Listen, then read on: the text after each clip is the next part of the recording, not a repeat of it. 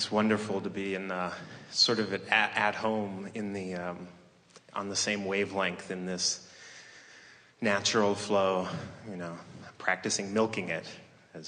And really that's what I've been doing, is taking on the instructions into life. And it seems, think more positive and more general and less negative and specific. Seems like a simple experiment, but it actually feels to me in my life like it's a really radical thing to do. It's radically different than the way most people around me are and the world is and the way I've been. But it's so natural to who you really are. Yes. So, and I feel that my inner platform is becoming more stable and more at ease. And right now, though, the outer platform, it seems like all the balls have been thrown up in the air. And Monday morning, I don't know where they'll fall. And everything has been thrown up in such a way that's so interrelated that even if the sorting it into piles and figuring it out, I don't even feel like it's possible to do that. It's too complicated. Good, because that really isn't your work.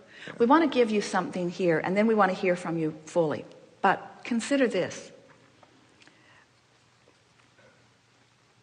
Can you hear that the way you feel is a manifestation?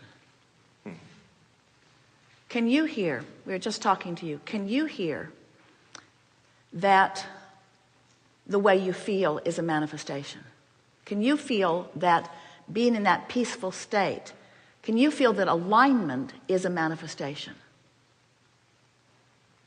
This is a really good thing to acknowledge. Alignment is a manifestation. Emotion is a manifestation. So rather than trying to sort out all the moving parts and wrestle them to the ground and put order to them, can you feel that being in alignment or feeling good is a manifestation? So we've been saying for a while that you want to go to the vortex and then go to the vortex and then go to the vortex and then have a conversation. Go to the vortex and then clean out a drawer. Go to the vortex and then drive your car somewhere. Go to the vortex and then make your flight arrangements. Go to the vortex and then. Because when you are in alignment with who you are, which simply means you feel good, then the impulses that come to you, let's start again, then you are a cooperative component that can mesh comfortably with the other cooperative components. When you're out of sync, then it doesn't matter how many lists you've made or how orderly you try to be. It's a rough ride. So we want to talk about this.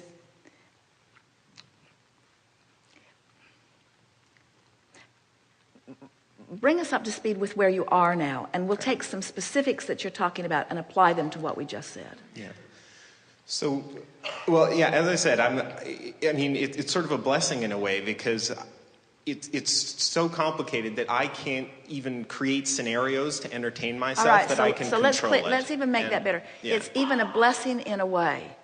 Can we assume that everything is a blessing, not just in a way? Yes. In other words, can you accept that what is so all right that it's you in the process of being all that you are, and so not just in a way. In other words, it's a blessing in this way and in this way and in this way and in this way. That'll put you right in the vortex, and it will allow the cooperative components to reveal themselves to you, so it doesn't feel like everything's just thrown up in the air randomly falling, because nothing ever is. Right. Yeah, right. So the idea is it's intentionally being thrown up to come together sort of perfectly in a different way as it lands, right? Rather than, who knows what'll happen or something like that.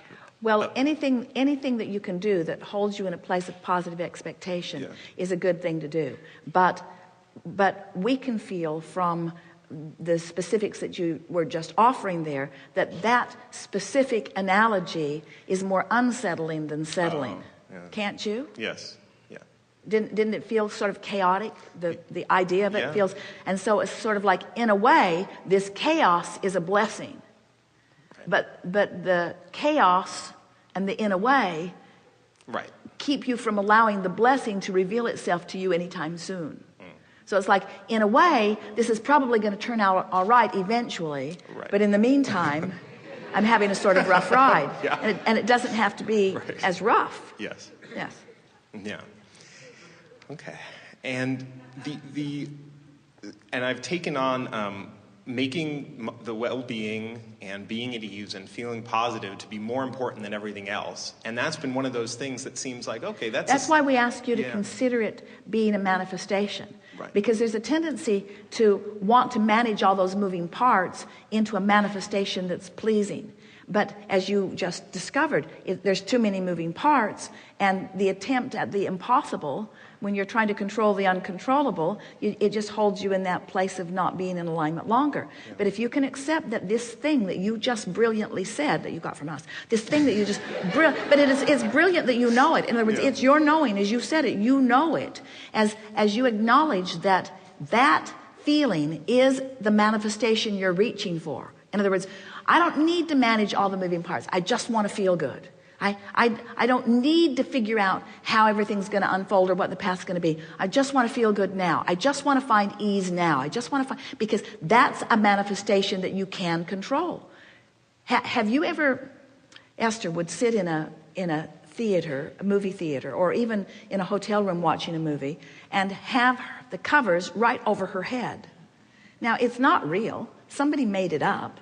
The people aren't even really living that. It's just something that somebody decided would be beneficial to terrorize you with. So there's nothing Right. in reality about it, and yet she's having a manifestational, emotional response to it. And we just want you to in other words, that monster might as well be in her room, because she couldn't be more frightened. Yeah. She wouldn't feel more frightened if he were really in her room than the way she feels in watching it on television. Because negative emotion is negative emotion. Terror is terror, regardless of the reality of the reason for it, you see. So if you can accept that the emotion that you're feeling is reality, and that's the reality that you care most, as you said, more than everything else put together, that you're trying to affect, now you've got it. Yeah. Because the emotion, you can manage moment by moment by moment by moment if you care enough about it. If you care enough about how you feel, you're going to avoid that thought when that thought has upset you over and over and over again. After a little while, you'll stop touching that hot stove.